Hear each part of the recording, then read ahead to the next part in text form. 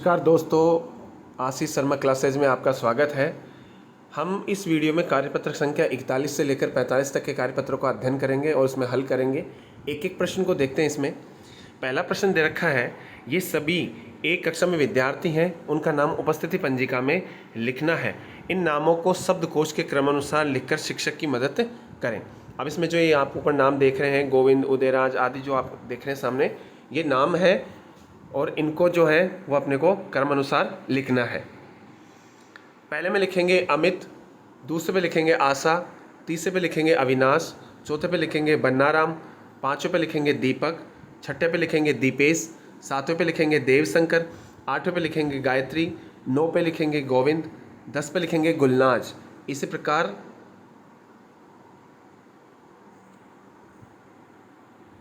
10 पर हो गया। इस प्रकार लिखेंगे अपन 11 पर।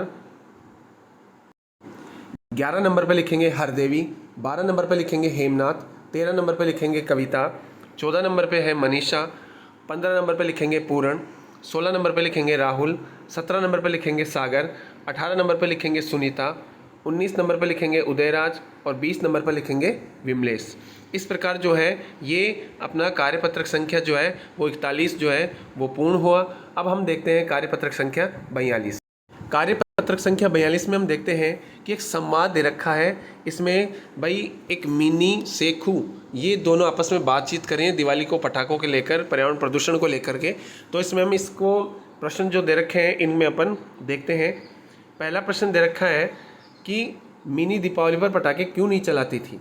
तो इसमें आपके आंसर जो है ये देखिए लिखा है हमने, मिनी पटाखों से प्रदूषण फैलने के कारण दीपावली पर पटाखे नहीं चलाती थी। भाई प्रदूषण फैल रहा था, इस कारण जो है वो पटाखे नहीं चलाती थी।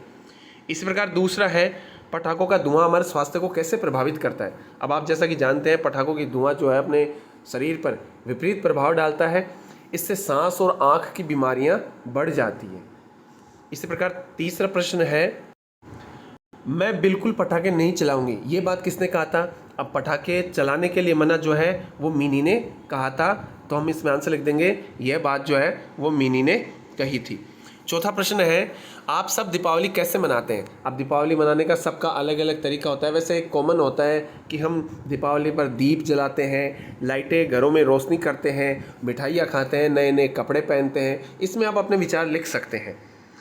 पाँचवा है, कौन कौन से प्रदूषण से हम और हमारी धरती जो है वो प्रभावित हो रही है। तो इसमें वायु प्रदूषण है, ध्वनि प्रदूषण है, जल प्रदूषण है, भूमि प्रदूषण है, आदि से हम और हमारी धरती जो है वो प्रभावित हो रही है।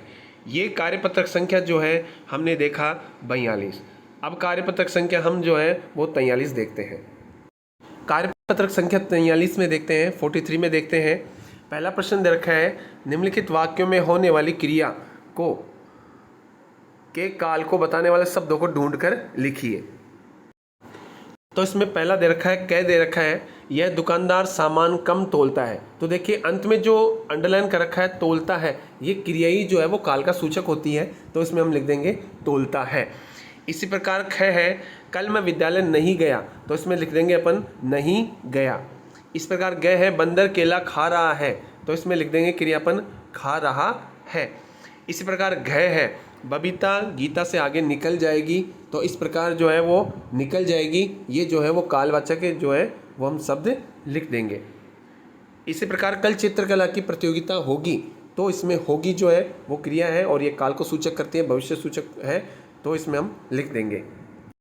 अब हम आगे देखते हैं जो दूसरा प्रश्न है, दिए गए वाक्य के काल को समझकर सही विकल्प पर जो है अपने को टिक लगाना है। देखिए जो अंत में गा गेगी आएगा तो उसमें हम भविष्यकाल के सूचक आएंगे। था थे ती आता है तो वो भूतकाल का सूचक है आता है, ता है ती है, रही है रहा है, ये आते हैं तो आप जो है वर्तमान काल का सूचक जो है वो हम समझेंगे।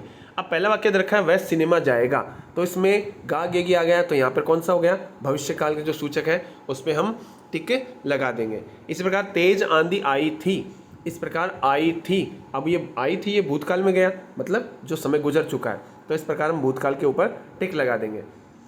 गए है, पिताजी भैया को पत्र लिखेंगे, अब लिखेंगे आने वाले समय की बात बता रहा है, लिखेंगे तो यहाँ पर भविष्यकाल का टिक लगा देंगे। इसी प्रकार घय है, आरती पढ़ रही है, अभी वर्तमान में पढ़ रही है, तो इसके हिसाब से जो है वो वर्तमान काल जो है वो सूचक हो जाएगा।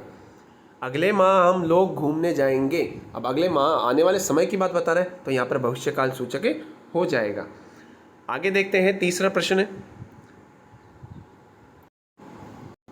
तीसरा प्रश्न दे रखा है आपको, मैं इस घर में रहता था। अब ये भूतकाल का था, अब इसको वर्तमान काल में लिखा, तो मैं इस घर में रहता हूँ। इस प्रकार कुछ वाक्य दे रखे हैं जिनके आगे काल लिख रखा है और नीचे आपको नीचे दिए हुए काल के हिसाब से इस वाक्य को पूरा करना है। मोर नाच रहा है, अब ये वर्तमान काल का दे रखा है, तो हमें भूतकाल का करना है, तो मोर नाच रहा था, ये अपने को लिखना है। इसी प्रकार ख है, आपने आज क्या खाया, अब ये भूतकाल का है, अब इसे अपने को किस में लिखना है, भविष्य काल में लिखना है। आज आप क्या खाओगे, आज आप क्या खाओगे। गए दे रखा है, वह कॉलेज में पढ़ती थी, अब पढ़ती थी भूतकाल का सूचक है, तो इस हिसाब से इसमें आ जाएगा वर्तमान काल लिखेंगे, वह कॉलेज में पढ़ रही है, ये वर्तमान काल का सूचक है। इसी प्रकार घ है, कल विद्यालय में छुट्टी रहेगी, तो इसमें देखिए भविष्य काल है, अब इसको लिखना है अपने को भूतकाल में, कल विद्यालय में छुट्टी थी, ये भविष्य काल में भूतकाल में हो जाएगा। इसी प्रकार भविष्य काल में अगला दे रखा है, कल हम दिल्ली जाएंगे, कल हमें दिल्ली जाएंगे, ये भविष्य काल है, अब इसे वर्तमान काल में लिखना है, आज हम दिल्ली जा रहे हैं। इस प्रकार जो है वो कार्यपत्रक संख्या जो है वो हमारा जो है 43 पूरा हुआ। अब हम देखते हैं कार्यपत्रक संख्या 44 मतलब 44। अब हम देखते हैं कार्यपत्रक संख्या 44। इसमें क्या होता है कि एक चूड़ियाँ दे रखी है, एक लाख की चूड़ी है और एक कांच की चूड़ी है। यहाँ पे लिख रखा है, यहाँ पर लाख की चूड़ी और कांच की चूड़ी के बीच में बातचीत हो रही है, तो पाठ के अनुभाग के आधार पर संवाद को आगे बढ़ाकर लिखना है। तो इसमें देखिए, मैं कांच की चूड़ी हूँ, मैं देखने में बहुत ही सुंदर हूँ, मेरे और भी कई गुण हैं, क्या आपने इन्हें लिखेंगे। लाख की चूड़ी कहती है, मैं लाख की चूड़ी हूँ, मैं भी देखने में कम सुंदर नहीं हूँ, थोड़ी महंगी तो हूँ, पर मेरे और भी कई गुण हैं, क्या आप इन्हें लिख पाएंगे। अब हम इनने लिखा है कि इधर तो जो है देखिए, इधर तो है वो कांच की चूड़ियाँ हो गई, इधर तो जो है वो कांच की चूड़ियाँ हो गई, और इधर जो है वो लाख की चूड़ियाँ हो गई।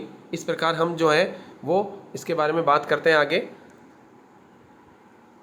इसमें लिखा है हमने, मैं सस्ती हूँ इसलिए मुझे सभी खरीद सकते हैं, मैं सस्ती हूँ इसलिए मुझे सभी खरीद सकते हैं। इसी प्रकार इस साइड हमने लिखा है जो लाख की चूड़ी दे रखा है, उधर हमने लिखा है, मैं गर्मी में भी हाथों में सुहाती हूँ, मतलब अच्छी लगती हूँ, पहन सकती हूँ, जिसे औरतें आसानी से पहन लेती हैं, कोई दिक्कत नहीं होती है, मुझे किसी भी मौसम में पहन सकते हैं। इसी प्रकार जो है वो कांच की चूड़ियों के लिए इधर लिखा है, मेरी चमक पानी से ख़राब नहीं होती है, कांच की चूड़ियों से पानी की जो है चमक ख़राब नहीं होती है। और इसी प्रकार जो इधर इसी प्रकार इधर दे रखा है, लाख की चूड़ी में मुझे टूटने पर दोबारा जोड़ा जा सकता है। इस प्रकार हमने कार्यपत्रक संख्या जो है वो 44 मतलब 44 जो है वो हमने पढ़ ली है। अब हम देखते हैं कार्यपत्रक संख्या 45। कार्यपत्रक संख्या 45 देखते हैं। एक पोस्टर दे रखा है और इस पोस्टर में जो प्रश्न देंगे नीचे दिए हुए हैं उनका अपने को उत्तर लिखना है। अब सबसे पहले अपने को पोस्टर को ध्यान से देखना है, भाई पोस्टर में क्या क्या लिखा हुआ है।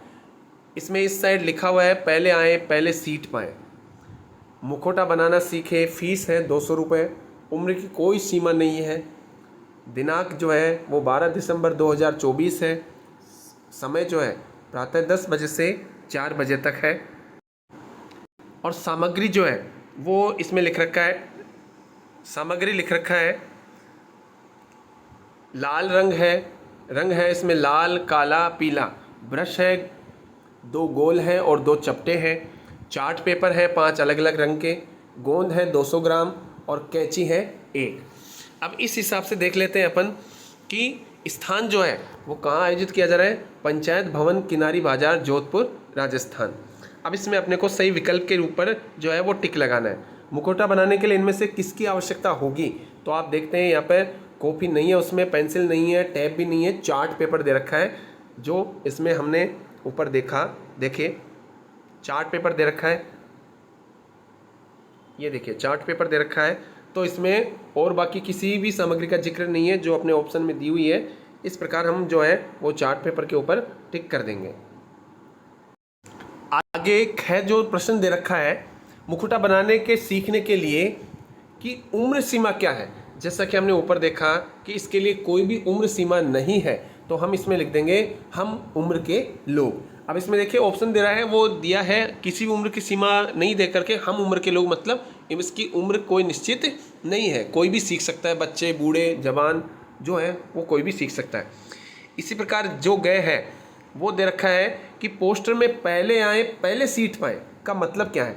अब समय पर पहुंचना, सीमित सीटें, बैठने के लिए सीट मिलेगी, सीट खरीदना मतलब सीमित सीट है। आप कभी भी कोई जगह जाते हैं, कोई कोर्स वगैरह करते हैं तो पहले आए पहले पाए मतलब सीमित सीट है, लिमिट सीट है, इसके बाद में आपको कोई चांस नहीं दिया जाएगा, इसका तात्पर्य यह है। दूसरा है मुखौटे से हम क्या क्या कर सकते हैं। अब मुखौटे से नाटक में अभिनय कर सकते हैं, किसी को डरा भी सकते हैं, किसी की नकल निकाल भी सकते हैं। हमने ये अपना अनुभव लिखा है। तीसरा प्रश्न है मुखौटा बनाना सीखने के लिए पोस्टर में दिए गए स्थान का नाम लिखिए। जैसा कि आपको मैं पहले बता चुका हूँ कि इसमें स्थान है पंचायत भवन किनारी बाजार जोधपुर राजस्थान। पंचायत भवन किनारी बाजार जोधपुर राजस्थान। इसी प्रकार लाल और पीले रंग को मिलाकर कौन से रंग का निर्माण होता है, तो इसमें हम लिखेंगे कि इसमें नारंगी रंग का निर्माण होता है। कौन से रंग का निर्माण होता है? नारंगी रंग का। इस प्रकार हमने देखा कि 45वां जो है वो कार्यपत्रक हमने सोल्व किया। आपसे मैं उम्मीद करता हूँ कि हमारे जो है वो वीडियो को पूरा देखेंगे और इसको अच्छे से समझेंगे और शिक्षक की मदद से जो है आपको इसका कार्यपत्रक पूर्ण भरेंगे। हम अगले फिर वीडियो में मिलेंगे अगले कार्यपत्रक को लेकर के। तब तक के लिए आप हमारे चैनल को देखते रहिए और चैनल को सब्सक्राइब कीजिए, अपने मित्रों से शेयर कीजिए। तब तक के लिए धन्यवाद। जय हिंद, जय भारत।